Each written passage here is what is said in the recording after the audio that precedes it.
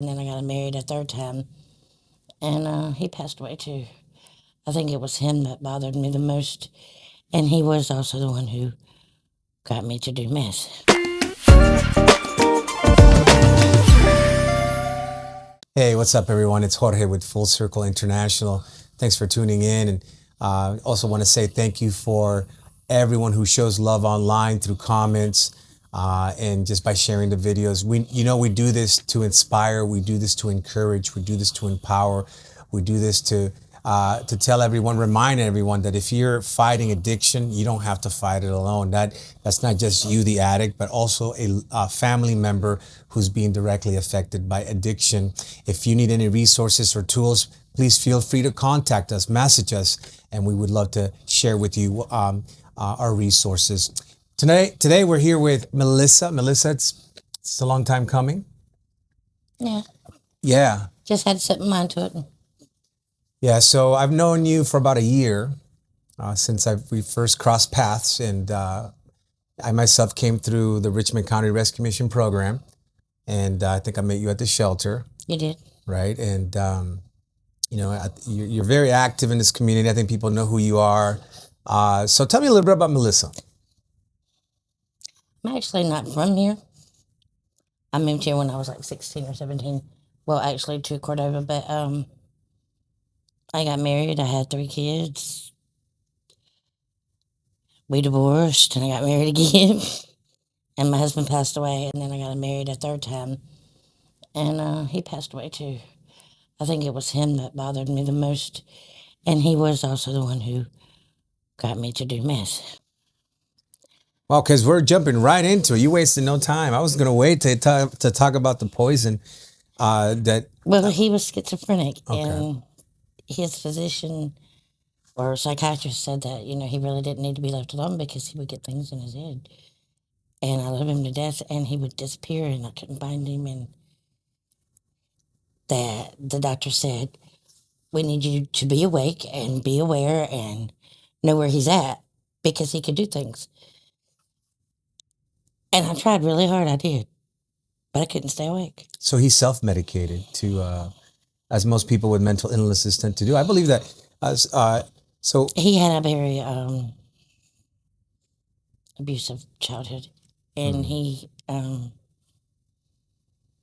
his drug of choice was weed, but the only way I could stay awake was the meth, and I was awake. So when he got ideas in his head, I could say, "No, Jesse, we don't want to do that." yeah, so I'd be interested. I'd be curious to find out what the exact study and research shows on in the population of people that have a mental illness and self-medicate. I believe that just in the shelter alone. So here at the Richmond County Rescue I Mission, don't think I've met one that hasn't. right on the Place of Great campus that we're at, the shelter, I believe, based on our own studies, 40% at least. But that sounds low to me. It is. Um, I'd say out of the 40 people down there might be maybe on the upside 10 that do not have some type of mental issue going on, and that includes myself because my mental issue right now is depression. I know that it is. It has been ever since Jesse died, and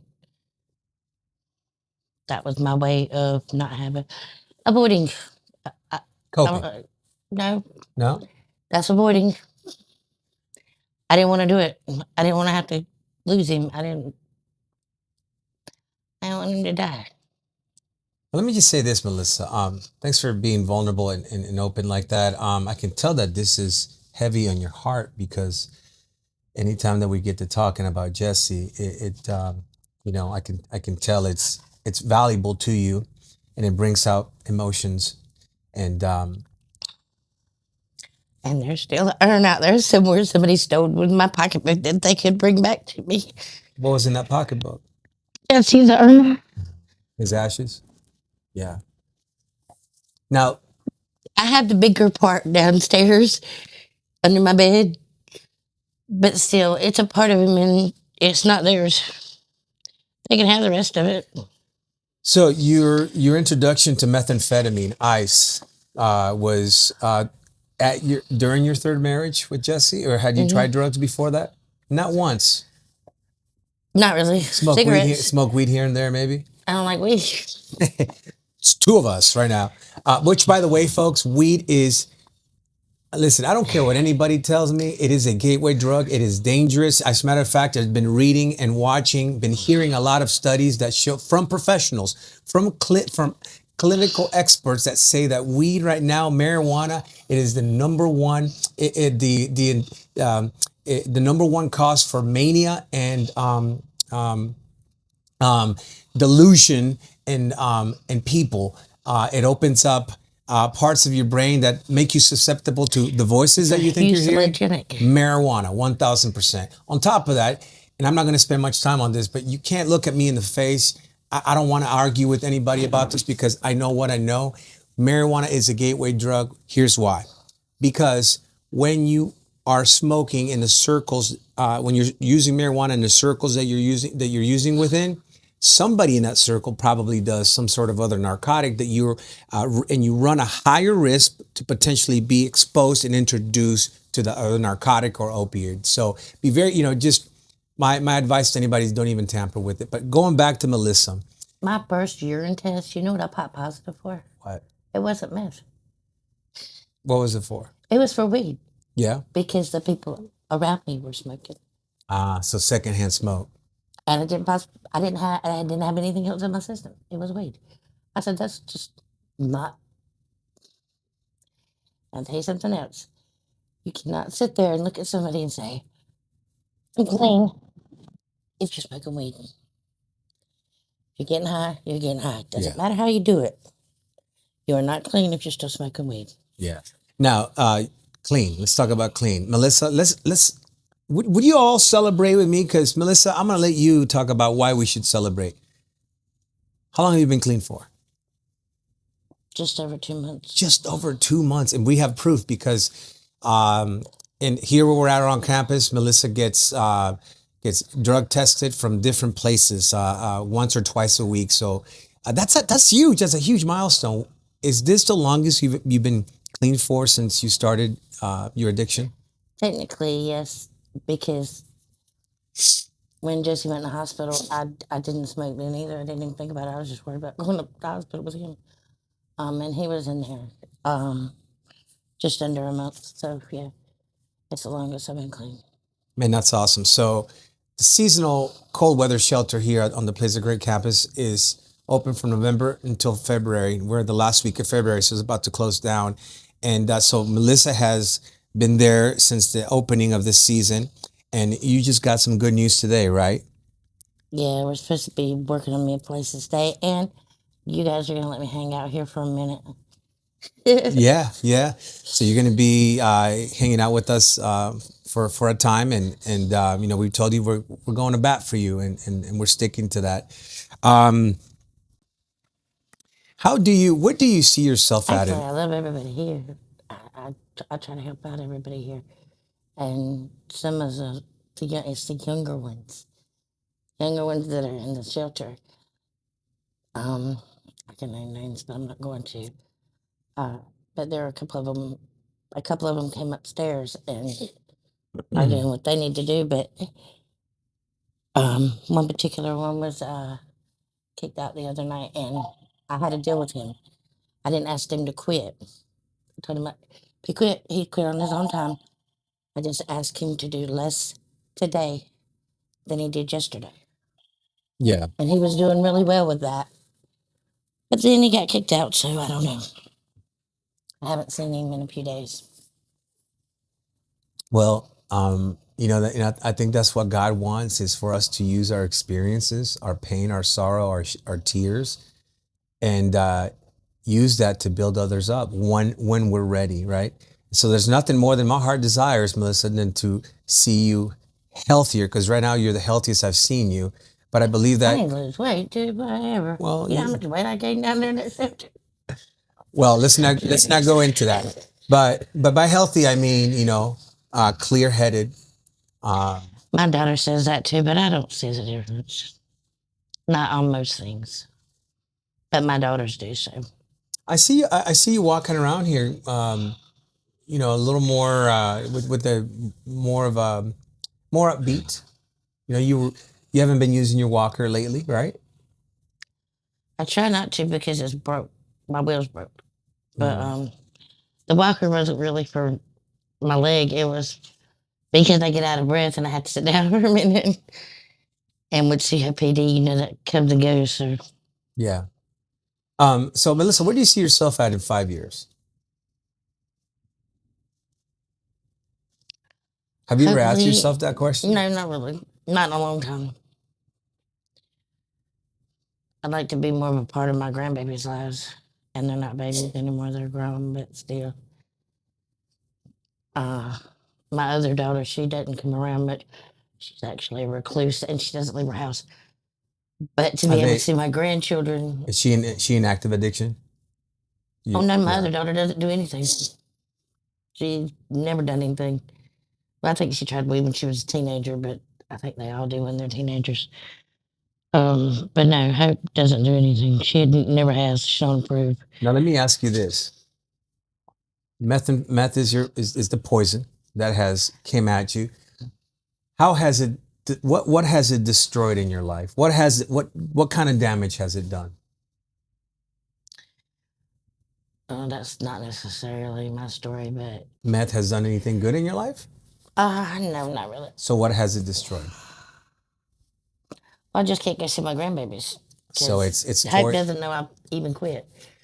That's it's how long it's been since I've talked to Hope. So. it's tore your But family. my phone was stolen.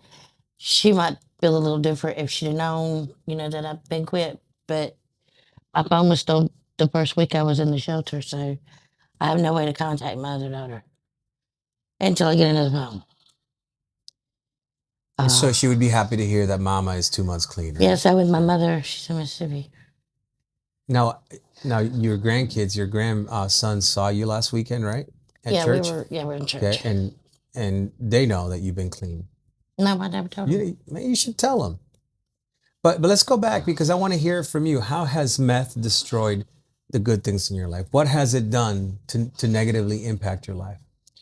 It's not just the meth. It's the people that come with it.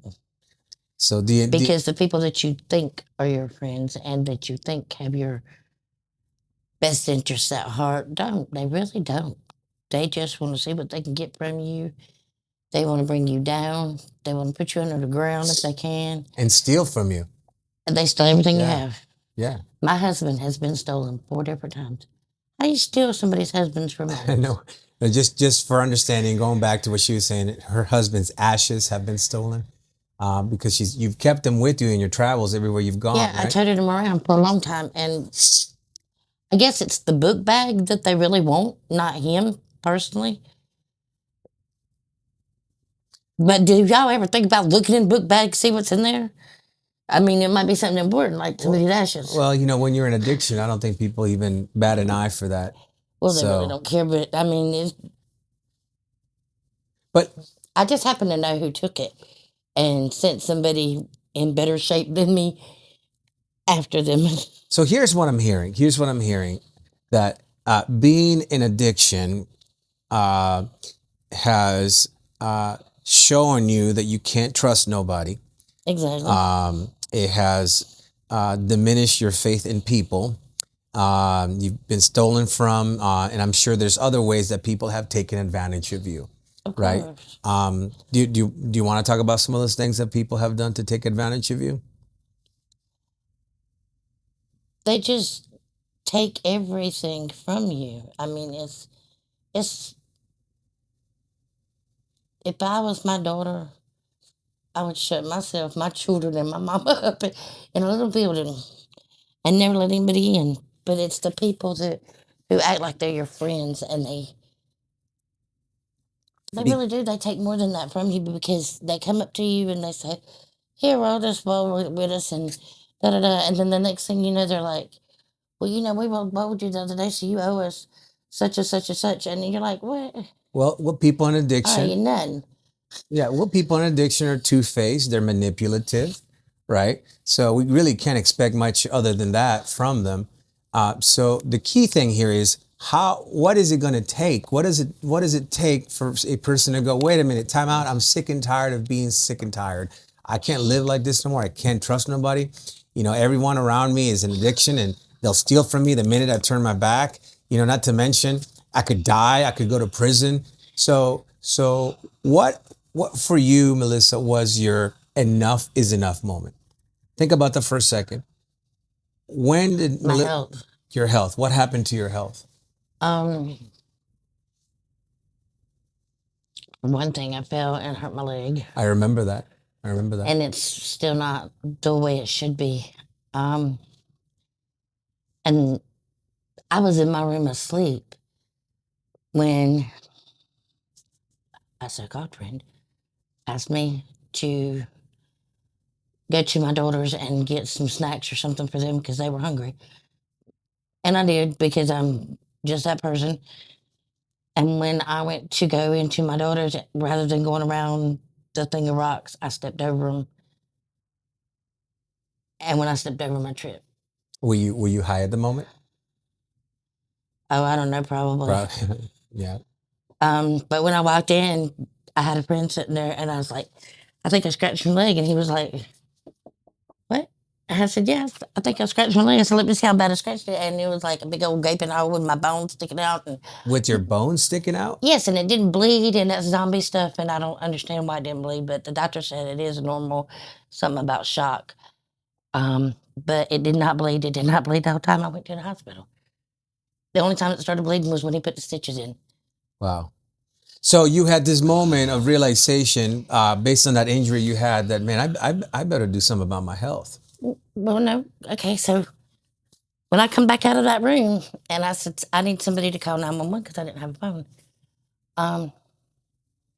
I was looked at by 15 people who have sat in my yard and my daughter's yard, Gotten high with you. gotten high with us, ate with us. I fed these people. I spent like over $100 trying to feed these people. And you want to know what their response to me was? We have drug paraphernalia. We have what? We have drug paraphernalia. Oh, so wait. They can't call 911. yeah. My bone is sticking Man. out of my leg. And they sat there and they told me, we got drug paraphernalia. I don't give up. Beep. What you got? I can walk down the road. They can come up here. They don't care what you have. They're just going to pick me up. Please call 911 for me. And you know, nobody would. It took the same friend who said I needed to go to the hospital, telling them that he was going to physically hurt them if somebody didn't take me. There was 2 cars in the yard. He finally convinced one of the guys in the car, who was also in the shelter, to take me to the hospital. He had to pay him $5 to get me there, and he threatened physical harm. But really, my leg was a gaping hole. I'll show you all the scars. His scar. Yeah. So just to recap, Melissa, you tripped, fell, landed, injured your leg pretty bad. You just showed us your scar. And you were laying there crying for help. Somebody called 911. There was a large group of people there gathered, people that you had fellowship and hung out with, done drugs with, gotten high with. And their concern when they saw their friend Melissa there needing help was, oh, we can't call the cops because we have paraphernalia on us. Man, what a great insight to people's hearts. When the dope is gone, friends are gone. When the smoke disappears, friends are gone. When the money's gone, friends are gone. And when you need them the most, they're gone, and they're so selfish that the first thing they think of is themselves. After they use everything that you have up, that they're gone. Because they would come up there and they would eat mine and my daughter's food. And you're like, where'd all the food go? Well, I don't know.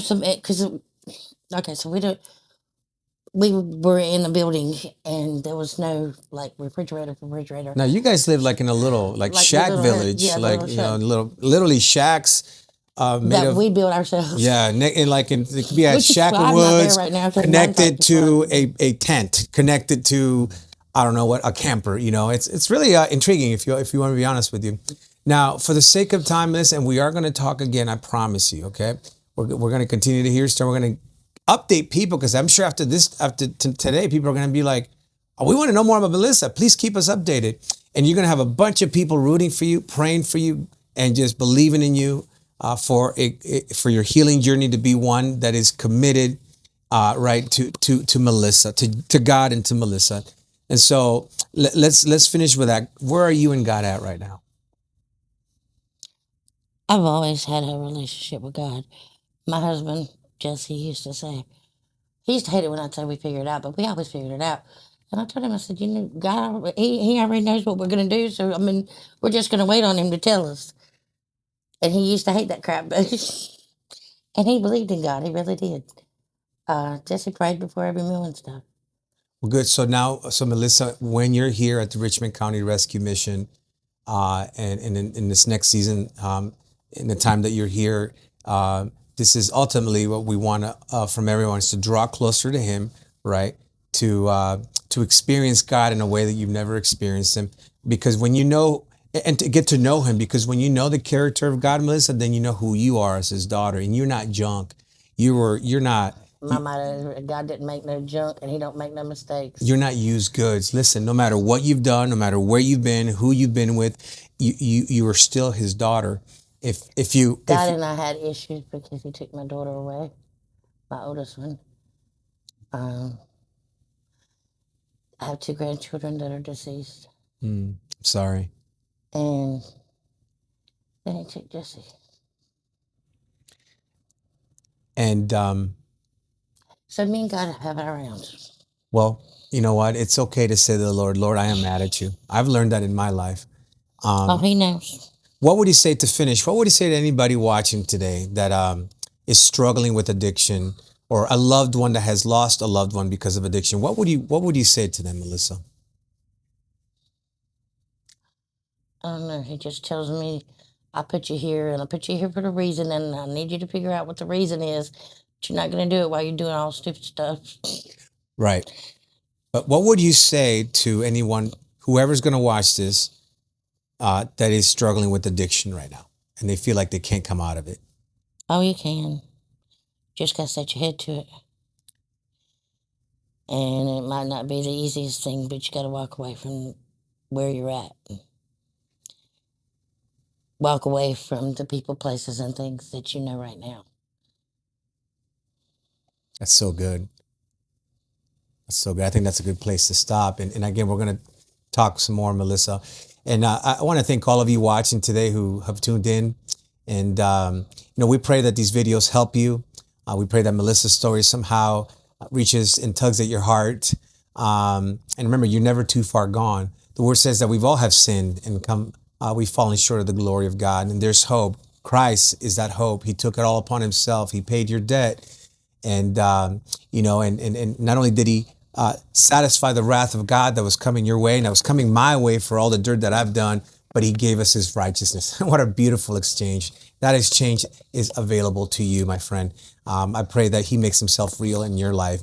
Again, if you or a loved one are struggling with addiction, please don't hesitate to reach out. Thank you for taking the time. God bless each and one of you.